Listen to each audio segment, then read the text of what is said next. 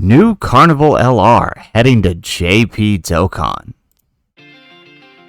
How's it, everybody? Celtic Link here. We're back for another Dokkan battle video. In today's video, we are taking a look at the info and the animations for the brand new Part 2 LR over on JP Dokkan.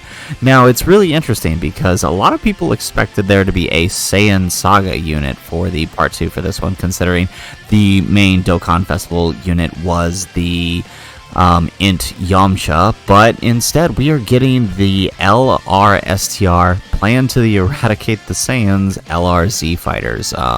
Pretty interesting turn of events, although I guess we kind of got a hint to it with JP Dokkan dropping that LR Hachiyak for the battlefield point, so actually we maybe should have seen this coming. Either way though, in this video we are going to take a look at the unit's info, their animations, and offer a bit of speculation over to what we can expect on the JP side of things. So let's go ahead and hop on over. We are going to pause the music and take a look at these guys' animations. So let's do that. Okay, let's pause here and let's give it a watch.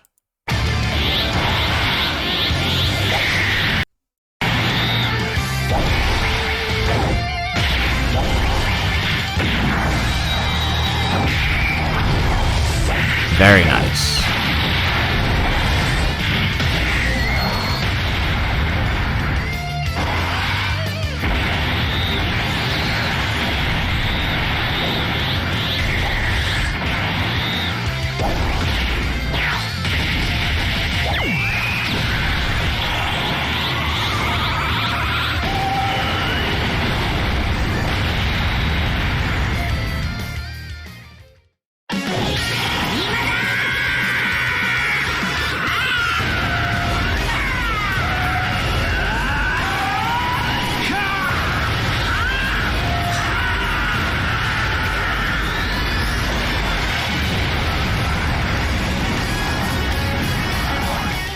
Nice, taking out Hachiyak there at the end. So their animations look pretty clean. They look pretty fire. I'm pretty excited.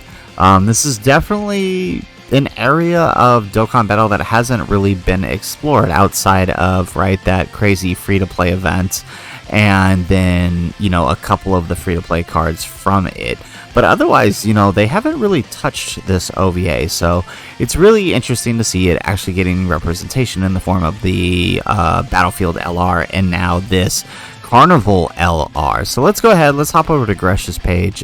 He's been kind enough to translate the unit for us, so big shout out to him for doing that. Let's go ahead and take a look at what he does. So technically, they are a Super Saiyan Goku. They are STR type, and they are a 200% leader for Battle of Wits, category key 3 HP attack and defense. So, very, very interesting.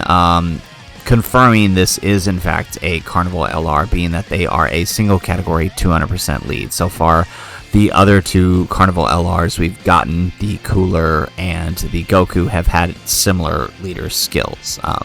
So there's Super Attack 12 key. The 5 Warrior Assault raises attack and defense for 1 turn, causes immense damage, and greatly lowers defense. 18 key, the Super Kamehameha, raises attack and defense for 1 turn, causes mega colossal damage, and raises superclass allies attack by 50% for 1 turn. So very nice. They are the type of unit you want that supports all of the allies on the rotation when they super attack. Their passive is key 5, attack and defense 150% at the start of turn. They give superclass allies key 2 and defense 50%. Nice! So they are also a support unit on top of all of that. They reduce damage received by 30%. They gain an additional attack and defense 15% per attack received. With a max of 75%, they gain an additional key 2 for the rest of the battle, starting during the turn in which the character has received 5 attacks in battle.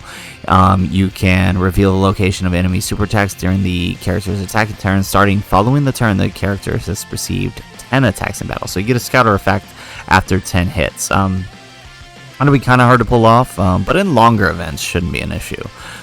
Gain an additional attack 50% and perform an additional super attack when key is 24 or within the same turn as the active skill.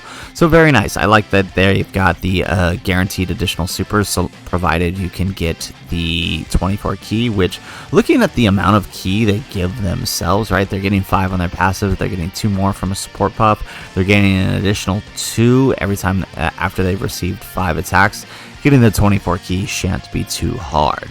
The active skill, the full power simultaneous attack, can be used after 5 turns have elapsed and 10 or more attacks have been received. That's like the other effect is going to be kind of hard to pull off. They massively raise attack temporarily and cause ultimate damage. They perform a critical hit during the turn of its activation, and all allies key 5 for the turn. So, you know, during the turn in which you've activated this, it will be extremely easy to get that extra key, right? As well as launching the additional super attack. So, links are Golden Warrior, Saiyan Warrior Race, Super Saiyan, Kamehameha, Prepared for Battle, Fierce Battle, Legendary Power. Links are this way because he is a Super Saiyan Goku. Now, him being a Super Saiyan Goku, while if it was labeled Z Fighters or included the names of all of the Z Fighters, would have really hurt them for categories and links probably. They are more so hurt in the links department thanks to being named Super Saiyan 2 or Super Saiyan Goku, because it, you know, with the categories that these guys are on, you're probably going to have other powerful Super Saiyan Gokus like Birdku, for example, on the rotation, which means they won't link together if they are on the same rotation. So I could see some problems arising with this, but the nice thing is they're giving themselves enough key to compensate, so at least you'll be able to get it super. Categories are Battle of Wits, Pure Saiyans, Goku's Family, Super Saiyans, Connected Hope, Turtle School, Bond of Friendship, Accelerated Battle, Bond of Parent and Child, Warriors Raised on Earth, that's the new JP category, and Kamehameha. So standard Goku categories.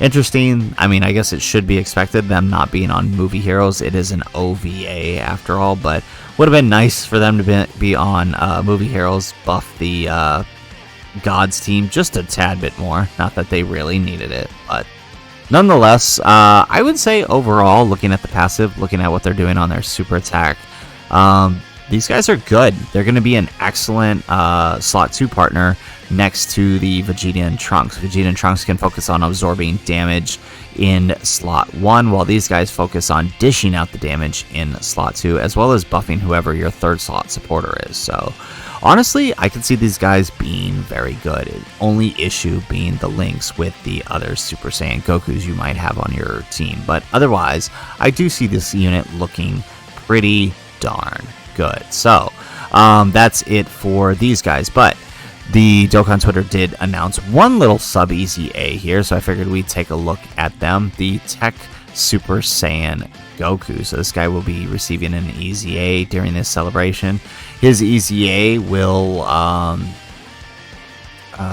where is it? On his super attack, he will then raise his attack and defense for 1 turn. His leader skill, you can pretty much see here, is going to be tech types for 90%.